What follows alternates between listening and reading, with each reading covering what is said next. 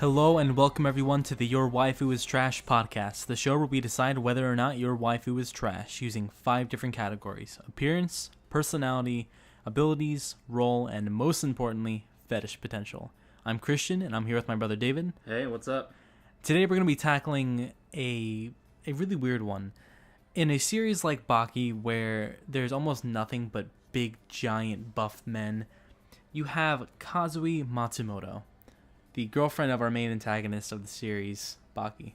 Baki is one of the weirder shows we've ever watched together. We watch weird shit too. You know, we're into JoJo, we're into like drawing together and shit. We watch a lot of really weird, crazy, wacky material. We tend to like anime on like the more wild side, like Gurren Lagann and Kill la Kill and all that stuff.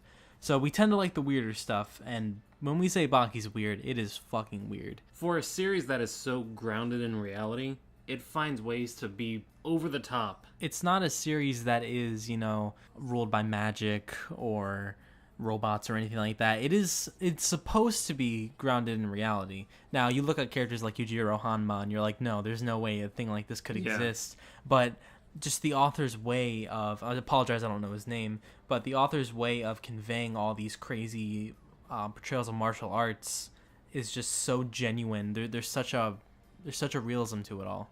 Yeah, I like how reality is exaggerated. Mm-hmm. So we're big fans of Baki. We actually just finished the Netflix adaptation last night. Yeah, I wouldn't say we're big fans because I feel like the big fans read the manga. We jumped in on the Netflix adaptation. That being said, though, this is a fucking great adaptation. Oh, fantastic! Yeah, and it had me hooked. Yeah, so we got into this series by watching Super Eye Patch Wolf's video on Baki. I remember hearing about it on some threads a while ago, and I always saw it around. It was kind of like this looming presence, like this exists, and I know it's some crazy series about muscular men. And then Super Eye Patch Wolf had the video that came out, and I was totally hooked from the first minute of that video. So Baki, of course, started out as a manga. It's in 4 parts. There was an original anime airing of the very first part, and Netflix just recently picked it up and adapted the second part. Usually, I would feel really bad about jumping into the middle of a series. Like with JoJo, there's no way I could ever even think about jumping right into part 3. Like, right. I don't like skipping parts of things. But Super Eye Patch Wolf, throughout the video, kind of explained that it was okay to hop in, in the middle of this new Netflix adaptation because it is a nice modern representation of what Baki is. So we went ahead and did it, and I'm glad we did. It's a fantastic series, so much fun to watch. I highly recommend it. Again, you can just, hop right in with the Netflix adaptation. I don't think there's anything wrong with it. They explain what happens in the past and, the characters. I generally don't like doing that kind of thing. I think it's a disservice to the storyteller. I do too. But it was just really.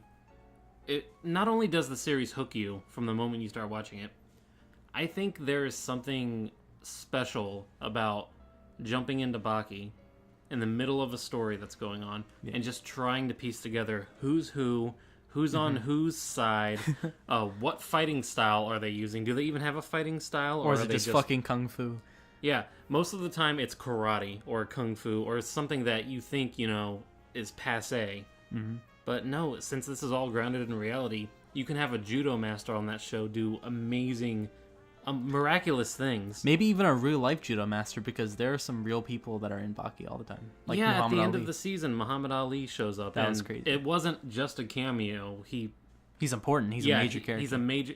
Not only Muhammad Ali, but his son, who I think is fictional. I'm pretty sure Muhammad Ali's actual son isn't the same that's depicted in Baki. Didn't get trained by Yujiro Hanma. Yeah, Baki's a really fun series. Like, watch someone walk in, and they're gonna ask some questions. It's a fun conversation starter, especially if they walked in on the sex scene, the very, very powerful sex scene between the girl we're talking about in this episode and our main character Baki. Very tastefully done. Very tasteful. One of my favorite sex scenes of all time. That sounds really weird, but usually sex scenes are made just for the like HBO with Game of Thrones and shit. They throw in the sex scenes just to put sex in your face. I fucking hate that stuff. I hate it so much. I'm trying to watch a show. If I want to watch porn, I'll watch porn. Yeah. Now, if there's a reason for sex to be happening, that is totally legit. Mm-hmm. if it's, you know, what the director really wants to go for, but when it's just there to fill a quota of sex scenes. Yeah, like with HBO, they can do it, so they do it. And, you know, the weird thing is, like, I watch Game of Thrones with my parents. Yeah, so it's also... Yeah, every once in a while, I just gotta watch some softcore porn with my parents just because that's how they get asses in seats. It's funny, I watched the Berserk OVAs with Dad. Yeah. So I had to watch the Casca rape scene with my dad, and it was super awkward. It was like watching like weird fucked up hentai with my dad. It was not a fun time. So you never watched weird fucked up hentai with him before? No. Well, I had a totally different childhood. Yeah, I always forget that Dad watched Berserk. That's so weird. He also watched Yu-Gi-Oh! He was into... Okay, he liked Berserk, but he was into Yu-Gi-Oh! Yeah, he went out of his way to stay caught up with Yu-Gi-Oh! Who was his favorite character again? Kaiba. No, he liked the... Oh, no, Joey. Yeah, he liked Joey. The New Yorker guy. Yeah. I think he liked him just because he was, like, from Philadelphia. I know next to fucking nothing about Yu-Gi-Oh! Me too. I fuck fine now. Which is weird because I watched it when I was a kid. I did too. I liked Yu-Gi-Oh! I thought it was cool, but I don't know shit about it now. It's just one of those series that goes in one ear and out the other. Not Baki though. Baki stays in my head constantly. But when I'm working out, when I'm running, when I'm doing my fitness shit, Baki is in my mind constantly. I used to listen to who's the Ippo soundtracks. Okay, yeah, I did. Okay, I did used to listen to the Ippo openings when I was working out. Yeah. But who is the old guy in Baki? Dorian, Mr. Dorian. I used to listen to his beautiful fucking song when he annihilated that one guy.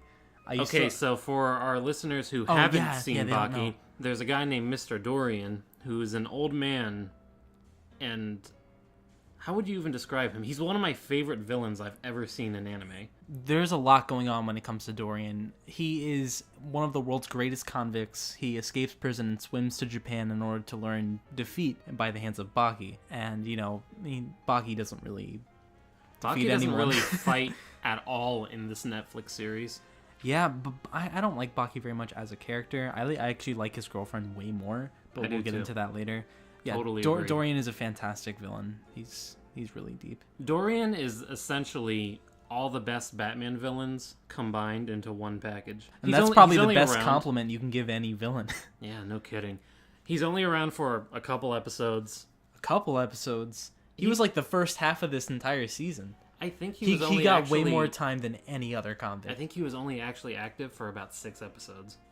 It was still a lot of time. They got rid of Spec pretty quick, and then they focused purely on Dorian for a good 5 or 6 episodes, and then he's gone. The thing is, though, every scene with him is absolutely memorable, and you will just fall in love with Mr. Dorian by the end of it all. He's the kind of guy that covers himself in oil and sharp glass and sings while he beats the shit out of you. Yeah, that kind of guy. Yeah, the kind of guy who sets himself on fire. The Husbando podcast, we need to pit all of the convicts against each other. Dorian would win. It'd be kind of a landslide victory. I don't know about that. You don't think so? We'll discuss it when we get there. We're here to talk about Kozue Matsumoto. I said in the beginning of this episode, Baki is a series filled with giant, manly, muscular men fighting, and somehow the, at first glance, weak, normal, innocent girl she seems like a very basic love interest. She seems so basic, and it would have been so easy to write this character to just be that, to be the love interest and to just be there. But she ended up being one of my favorite characters by the end. In a series where every character is special, it's hard to stand out, and she stands out. Somehow. Do you want to get into appearance? Yeah, let's get into it. I actually gave her a pretty low score here. I just think she's really bland looking. It's probably her worst feature. She is bland looking. Don't get me wrong. She looks like a background character in pretty much any other anime. Yeah. But I think the mangaka's art style, or at least how she was depicted in the anime, I haven't seen much of her in the manga, which I should go back and, read the first arc or whatever. She looks basic, but there is such a beautiful charm to that I can't really explain. She looks like, she could be like your real girlfriend or whatever. She's so pretty. She seems That's like... That's the strength of the art style. He's able to take, real life facial features. The characters don't look that anime. There's a lot of, the imperfections of reality in his art style. And that really shines through, especially on her, because she's the only female character we really focus on. Like, the way he draws noses, I think her nose looks really cute. The thick, prominent eyebrows, I like that a lot. When she has her hair down, that's almost a 10 for me. She's beautiful, really? dude. I like her that much. I really like her a lot. Almost a 10 with the hair down. Like, she is up there. I'm going to spoil it right here. My favorite girl of all time is the teacher from Persona 5, right? Oh, yeah. Yeah, it's very similar hair. I like basic looks that you can kind of fall in love with by looking at, subtle details within the design. That's the shit I like. For me, she's a little too bland, I totally get that. I can see how anyone can look brown at her. hair, schoolgirl outfit for the most part, not doing anything for me. She has some cute, very casual Japanese urban clothes that she wears, like the tank Nothing top that and the stood jeans. out to me. I liked it. She had the cool shirt that said, like, sex is power or something, remember? Yeah, right after she, like, powers up Baki with sex. Yeah. That's cool and all, but not doing anything for me. My real problem, and again, this goes down to the art style, I think she looks a little too similar to Baki, to be honest. She has a similar nose and lips, and with the brown hair and everything, it's like they were made to be a couple, but they almost look like they could be brother and sister. I kind of see that, but, there's a few Baki characters that could look like Baki. Like, the doctor that was helping Baki throughout the last couple episodes of this recent but season. he has totally different eyes. Like, Baki has very feminine facial features, and they are almost mirrored with Kozue. Well, Baki's attractive too, so I have no problem with that. I'm giving her a 3 in appearance. Don't you think to get any lower than a 5, they need to be straight up ugly to some degree? What I think is that our podcast, it's about who would you want to date. Yeah. And as we always say, that's subjective. And at the same time, I like something a little more unique in my character designs. I will take an ugly character that is unique over a pretty character that blends into the crowd. But do you understand where I'm coming from? Where I really get what like you're her saying. appearance? You need a negativity in order to get lower than a 5, because 5 is like bare bones average.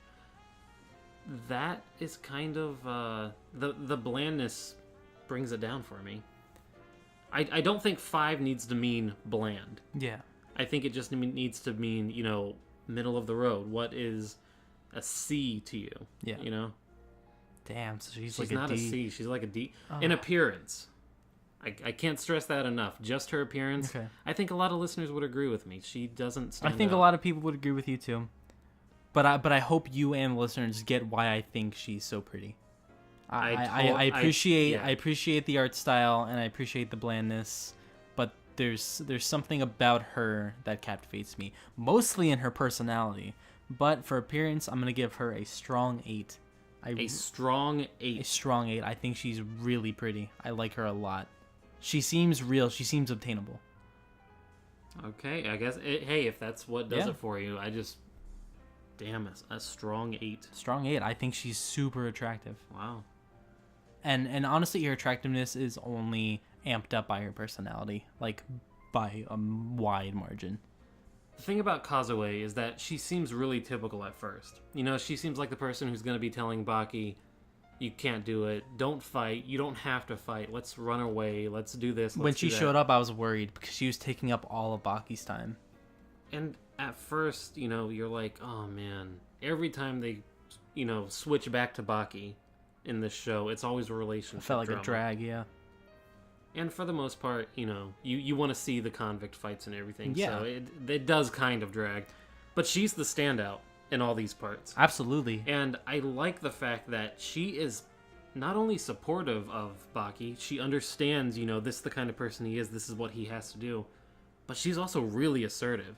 Absolutely. She does not take shit from these crazy, huge, psychopathic killers. She's got insane guts. Yeah. Like guts out the ass. Massive. Like, holy shit. She is incredible. She could have been the most basic, bland girl ever, had the opportunity to just do that, She had the appearance for it.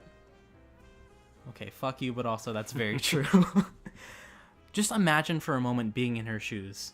Dating Baki, who is the son of the strongest creature in history. Yeah. And Baki himself is already just this massive beef person who's Right. fighting other massive convict beef people. And it's just this whole crazy thing going on. And she's in the middle of it all. And she's willing to stand up to them. Yeah. She's willing to put herself forward. And because She even offered to fight in his stead once. she offered to fucking fight. After seeing Baki just lose pieces of his own flesh, Yeah. slapped the meat off of his bones. And what's more is she has been put into a position with these people before. She knows they're more than willing to harm her Yeah. if it means that Baki will fight harder. She is one of the, if not the best girlfriends I've ever seen in fictional media. Oh, dude, could you imagine, like, if Goku was dating a person like that instead That of would Chi-Chi? be awesome. She could have been a Chi-Chi, but she ended up being like a fucking Gohan. Because here's the thing about her is, unlike a lot of these other partner characters where, you know, a powerful character has a love interest to help ground them in reality, Yeah. she is one of the only ones who is actively making Baki a better person and a better fighter. In every single way. Even when Yeah. even like we mentioned earlier, even when they had sex, it wasn't just for sex because it was romance and love. They were growing as people. Yeah, they were growing as people, and that's what sex is. That sex scene was so important because it really encapsulated what it means to have sex. And Yeah. and you also got their own viewpoints on it. Like to Baki, he realized that sex is like a fight. That improved him as fighting or as a fighter, and that allowed Kozue, how do you pronounce it? Kozue. It allowed her to understand why Baki does what he does. It was a fucking awesome scene. They both got to know each other on a more deeper intrinsic level. Yeah. And, you know, that's another thing that is totally absent from a lot of romance. Just romance in general. Yeah. Is, you know, it's always a guy falls in love with a girl falls in love with a guy, whatever. There is something about their relationship where they're almost the same character insofar as that I can't see them working separately. Yeah, I don't think they can. You know what I mean? Like, Baki without her would be a different character. Yeah, I'm going to spoil a role a bit here, but she's kind of the driving force for everything he does. Yeah. Without her and without her support and without her help, Baki would be kind of aimless and weaker. And you could say that about a lot of characters, you know, like, oh, he It he really loves this stands character. for Baki, though. It stands out so much because they're always together. They're having these conversations with the main enemies together. They're almost like a married couple Yeah. in real life, where, you know, you got to pay the bills, you want to buy a boat, you talk it out with your significant other. Yeah, you don't that- see that shit in fucking Dragon Ball Z, but you see it in Baki. That's another thing. They always talk everything out. They're respectable. Like, I'm talking They about have a mutual respect for each other. Yes, it's such a good, positive, real relationship conveyed in fucking Baki, of all things. I'm not surprised. Baki is way more psychological than people ever give it credit Absolutely. for. People look at Baki and think it's just wacky, crazy muscle men, but there's so much philosophy and thought going on in most situations. You know, most fights are like 3 or 4 hits, but it's the psychological damage that those hits do that we really focus on in Baki. and That's why the relationship stuff is so effective. yeah, that's just what I was about to say. Yeah, as far as personality goes, she's one of the best girlfriends I've ever seen in media. She is fantastic. I think she's perfect. She gets a 10.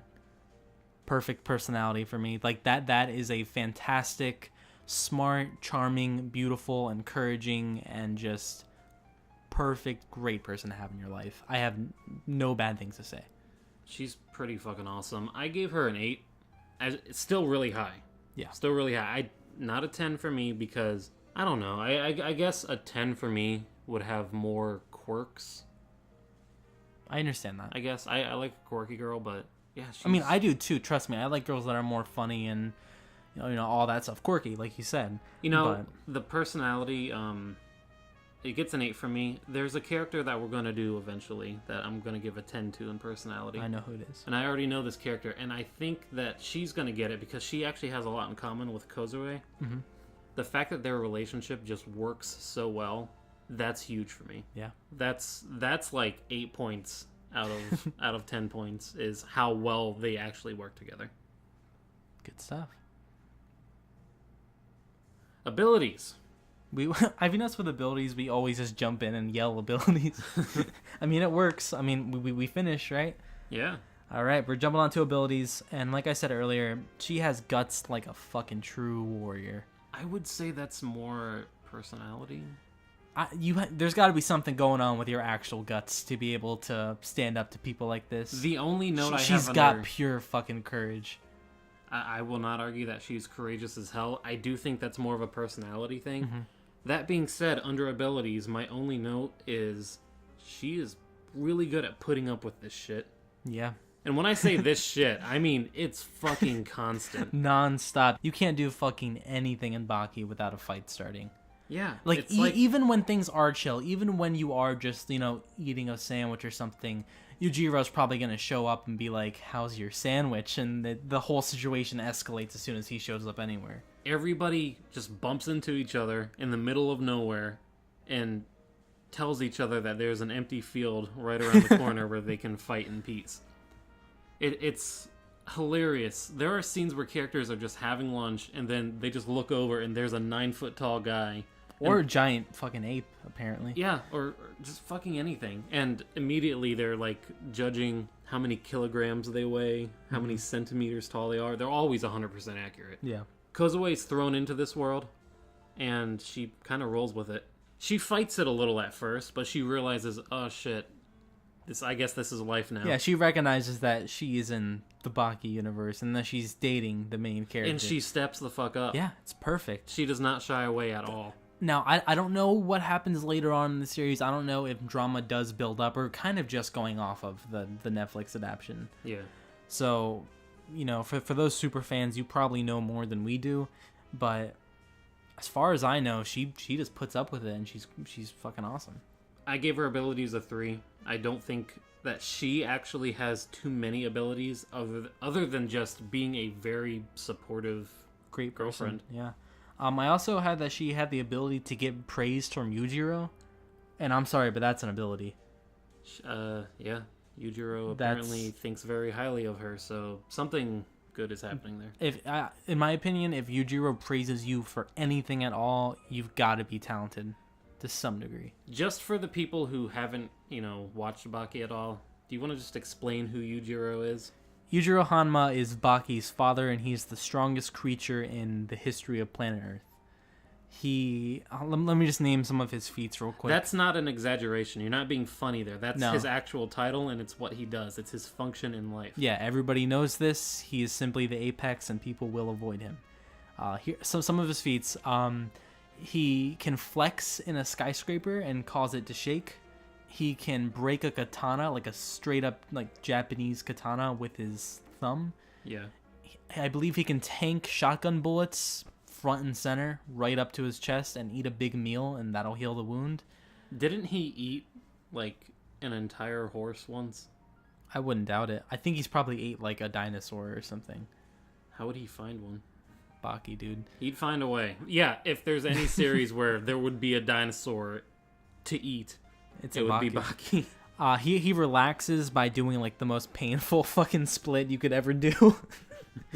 So yeah, but Baki's father is insane, and the fact that he praised her for being what he said, the perfect woman. He said the best woman in the world. Yeah, that coming from him. He seems like a guy who knows his women too. Oh, absolutely. He spread his seed across Earth. His words, and I don't know his views on women, so I can't really say how high praise this is. But if he says that she is the best woman on Earth, I'm inclined to believe him. Yeah, me too. I'm gonna go ahead and give her a 5. I think it's right down the middle. There's some really cool stuff like her getting praise from Yujiro, but in the end, there's really not too much going on besides the big guts. But you know what? The fact that she uses what she has in this world of Baki, it's awesome. It's incredible. She does more a little too much there. I don't think I just can't agree with the fact that she doesn't really have any abilities, but she's getting a 5 in abilities. We keep going back to it's her personality, it's how she acts and what she does.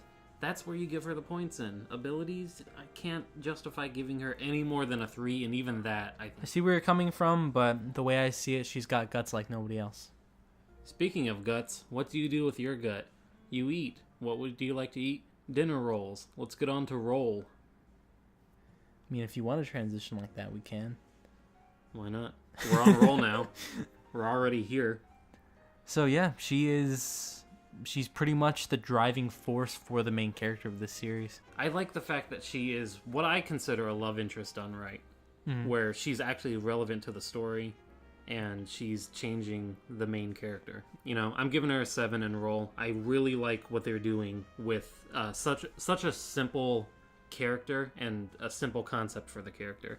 She's just the girlfriend, and she is doing amazing things with that limited role. Absolutely.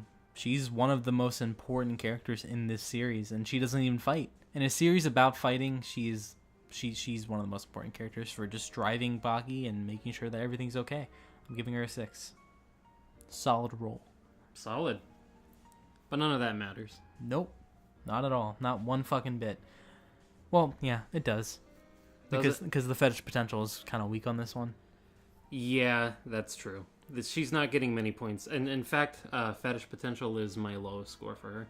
She's not sexualized at all, which is strange because she has one of the most famous sex scenes in manga history. Not only that, but a lot of the male characters and a lot of the fights with the dudes are pretty sexualized. I agree. Totally agree. Like there's a total like natural dominance that comes to these fights, like with like pissing on dudes and shit. There's definitely a piss fetish going on with the mangaka of Baki. Yeah, you could plug in any of the male characters into the fetish potential, and yeah, you can go on and on. You could have tons and tons of stuff. She is totally absent from that, which is cool. I don't mind it. It's interesting. I like to see a female character that is not as sexualized as the male characters. It's cool. I like that. You know, I think a lot of people might misinterpret why we even have fetish potential on this show. Yeah, I'm always worried that people are going to get pissed. It's not necessarily about, you know, whether we find the character sexual or sexy. It's more of the fact that you're going to get people... You're going to get more of a following with your character if you're hitting some fetishes. You know what I mean? Absolutely. There's going to be a lot more artwork. There's going to be a lot more fan interpretations. And that is honestly just an important part of making your series. Yeah, it's an important part to making a character. Like when Oda draws Nami with huge tits, yeah, it's because that's going to sell copies. And it's the thing is, truth. People in Japan know that. Yeah. Like, Oda gets messages from, like, teenage boys all the time. They're like, yeah, Nami's tits, awesome. And Oda's like, yeah, I know, cool, right? In America, it's a problem to do that. Yeah. There's nothing wrong with marketing with what people like. There's nothing wrong with that. Appeal exists. Yeah, there is appeal, and there's no denying that. And there's no denying that, like, she always comes to mind first. Juri from Street Fighter. She's got foot fetish potential out the roof. It's totally there. And people like her because of that. People are big fans of her because... It's an intrinsic part of her design. Yeah, it's such an important part of her design. There's nothing wrong with that. There's nothing gross or, like, mean or angry about that. There's nothing wrong with fetish potential. No, nothing at all. Everybody's brain is wired differently, and, you know, we're preaching to the choir here. If you're 16 episodes into a podcast about waifus, you probably accept the fact that we're going to be talking about sexual things. Yeah. I just wanted to make that clear, or we wanted to make that clear, because we don't want anyone getting pissed off because we're talking about fetishes. There's nothing wrong with it. Be adults. It exists. So she's getting a 2 from me because she has nothing. I guess you could probably say that she's got the schoolgirl thing going on, which is kind of creepy because she is an actual schoolgirl. Yeah. But, yeah, she's got almost nothing. Baki licked her armpits. That's what Baki is into. I'd say that's more Baki's fetish potential. But with the character that is lacking in fetish potential, you kind of got to dig, and that's there, I guess, and it's a weirder fetish. So that is kind of there. Yeah, it's kind of there. Is that a Japanese thing? Like, I don't think the Japanese invented it, but I see that more in Japanese media than I see it anywhere else. Yeah, I haven't seen it in American media, period. I wonder what that's all about. Yeah. I think there's an interesting discussion to be had in what fetishes are popular in what cultures. Yeah, absolutely. And what the historical reason for that could be. Yeah, like the whole tentacle thing. There's some actual, the original painting. There's some lore behind tentacle porn. Yeah. It's really interesting, and it connects with Van Gogh in a way that you might be surprised. Again, there's some actual artistry and some creative genius behind fetishes and shit. It's really cool. Not to mention tentacles make it so that you can draw a girl having sex without having to draw a dude. Totally. I gave her a 3 for fetish potential. The armpit thing's there, and there's the schoolgirl thing, but other than that, there's nothing too much to touch on. I agree. So I ended up with a final score of 33 out of 50, and I'm super happy with that. That is right where I want her. I am totally satisfied with that score. What did you end up with? Not bad. I actually got a 23 out of 50. 10 points lower than you. I feel like you gave her a lot of leeway, some of these categories. I might have. Yeah, I just feel like you were a little more generous than I was willing to be. I'm typically more generous with all the characters. Yeah. That's just something that's going to happen. So that leaves us with a total of 56 out of 100. I'm happy with it. You're happy with it? I think that's right where she sits. I would like to see her a little bit higher, and this is weird coming from me because I gave her a smaller score. Yeah. But I like her as a character a lot, and I wish that there were more characters like her coming out of Japan. I so wish. I'm excited to see more of her in the next season, is that like confirmed or? They confirmed it. I have no idea when it's airing. Cool. It could be out now. Baki's a great series. If we haven't convinced you to watch it by now, definitely watch Super Eye Patch Wolf's video on why you should, I believe it's why you should appreciate Grappler Baki. I don't think it's why you should watch, but I think it's why you should appreciate Grappler really? Baki. I think so, it was yeah. Just why you should watch/read. No, because he understands it's a series that's harder to get into the most, and he was just trying to explain why it's so. Okay, if you guys want to start with the Netflix adaptation, I would say give it a good 5 to 7 episodes, because it does take a little bit to get going. I don't know. It kind of got me by episode 1. The moment you see, the inmates escaping prison, you're hooked. That's cool, but then you have like 2 episodes of nothing happening, True. And then it gets into the meat and bones of what is really going on. Give it a few episodes. If you can get to Mr. Dorian and it's still not gripping you, then not your thing. It's not your thing. It's kind of like what I say with the Arlong Park arc from One Piece. If you're not into that, for not being a One Piece podcast, we kind of talk about One Piece in almost every episode. It's fucking great. It's not my favorite series, but it's up there. And also, we always recommend to read the manga. Yeah. If you want to just start from the very beginning, we don't know what happens, but we can only assume it's fantastic. The artwork is always going to be better in the manga. Always, yeah. Where would you take Kozue on a date? This one I kind of struggled finding the answer because I feel like I could take her pretty much anywhere and it would be a great time. Because she's so bland. Fuck you, but that's true. I would take her to medieval times. I settled on medieval times. I don't know if we've already taken a girl to medieval times on this podcast. I'm almost positive you've taken a girl to medieval times. No, already. I think you took a girl to medieval times and entered her in and had her joust or something. I did not. I'm not jousting a girl. My apologies if I've already taken a girl to medieval times. I promise I'm a creative person, but I just really had medieval times vibes with her. You think she'd like eating without utensils? Yeah. That's cool. I would take her to the World Eskimo Indian Olympics. This is the second time you've taken someone to some weird Olympics. She's already become accustomed to the world of martial arts. Yes. It's a strange world where people are constantly trying to exert their power over other people. She's down with it. She's used to it. Wait, hold up. Aren't the Eskimo Olympics insane? Yes. Isn't it the most insane test of endurance in humanity? Yeah, exactly. What I'm getting to here is I'm actually going to enter myself. I'm not entering her. Stop entering into competitions. I'm not entering her, though. I know, but every single time you enter a competition. Okay, I need to impress your this girl. Your dates suck. Baki, okay. In this scenario, she's already dated Baki, so I'm probably going to be killed for taking her out on a date. At the very least, I don't want to go out like a bitch. I want to show that I'm good at something. David, you can't compete in the Eskimo Olympics. I can, because there's one competition where I would be great at. Yeah. If there's one good thing I can say about myself, I have a very, very, very high pain tolerance. Do you? It comes from the fact that I suffered from cluster headaches, which are some of the worst. It's like medically the worst pain you can feel. Suicide headaches. Yeah, they're called suicide headaches because people blow their brains out when they have them because they fucking suck. Hopefully I don't get them. People who get these headaches often find that they can break an arm and it doesn't bother them because the pain doesn't seem substantial anymore. Yeah. I'm kind of like that. I have really high pain tolerance. I'm jealous. So I would enter myself into the Inuit ear pool. Do you know what the ear pool is? Yeah, you pull on each other's ears till you fucking quit. Close. You take a leather band. It's usually around the size, the diameter of a piece of dental floss. Mm-hmm. And you wrap it around two opponents' ears, both of their ears. And they lock legs and they pull with each other's ears. This often leads to ears tearing, ripping off. And keep in mind, this is all out in the Arctic snow. I don't think... the Alaskan David, tundra. I don't think you could do this.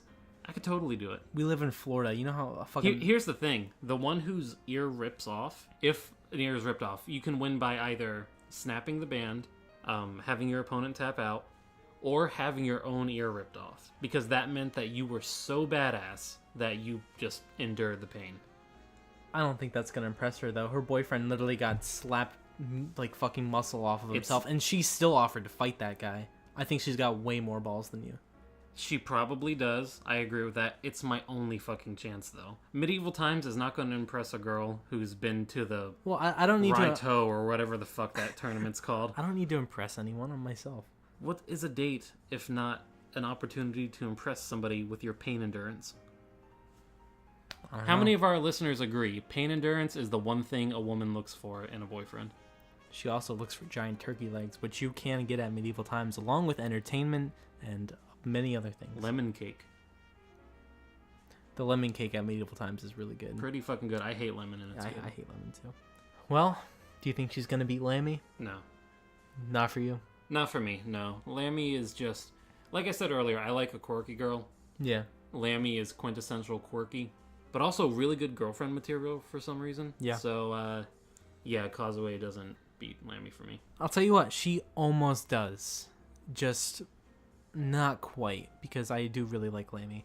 Like I said earlier, her personality is a 10 for me, and with a personality like that, it's hard for her not to be waifu for laifu when, you know, to me, personality comes before anything else. So it's really close, but not quite. What exactly about Lammy beats Kozue for you? Like you said, the quirkiness. There's more of a charismatic charm to her. I like girls that are charismatic and fun and more quirky. So and Kozue is just a little yes, a little more on the bland side. Okay, that's all I need. Yeah, I agree with you. I agree that you agree. I'm glad we agree. Accept agreements. Confirmed? Confirmed. Confirmed that we accept agreements and we are not upset at each other. Not upset. Confirmed. Confirmed. Thank you all for watching. We hope you enjoyed this episode. Stay tuned on Wednesday because we're going to be bringing something new to the table. Not our traditional episode. Oh, yeah. It's going to be our first Versus episode. Our first Versus episode. Our first episode of Your Waifus Must Clash. Your Waifus Must Clash. We'll see you guys then. If you want to follow us on Twitter, that is waifu_podcast. Our email is waifutrashpodcast@gmail.com. Our Facebook is the name of the podcast, so go ahead and look us up on Facebook and see what's going on over there. Not much. If you want to support us on Patreon, if you really enjoy our content, and of course we appreciate all support, likes, comments, subscribes, thumbs up, comments, everything. We really appreciate it. That is Your Waifu Is Trash if you want to support us on Patreon. David, any final words? Nope. All right, do it for her.